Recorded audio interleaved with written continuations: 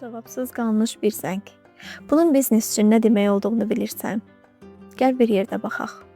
Biznesdə çox sərt bir həqiqət var. Demək olar ki, bir qanundur. İtirilmiş zəng bərabərdir itirilmiş müştəriyə. Yəni bu qədər asandır? Xeyr, təbii ki. Çünki itirilmiş müştəri sadəcə satış itkisi demək deyil. Nə də ki, sadəcə pul itkisi demək deyil. Sən ona bir cavab vermisən. Səninlə maraqlanmıram və sənə vaxtım yoxdur. Düşün. Sənin bir problemin var və zəng vurursan, amma heç kim dəstəyə qaldırmır. Nə edərdin? Bəli, müştəri də bax belə edir. Rəqib şirkətə üst tutur. Unutma, müştərinin problemi öz həllini tapdı.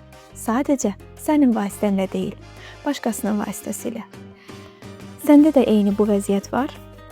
Onda bizimlə əlaqə saxla. Biz sənə sadəcə telefon sistemi vermirik. Eyni zamanda sənin haqqında müştərinin fikirlərini dəyişdiririk.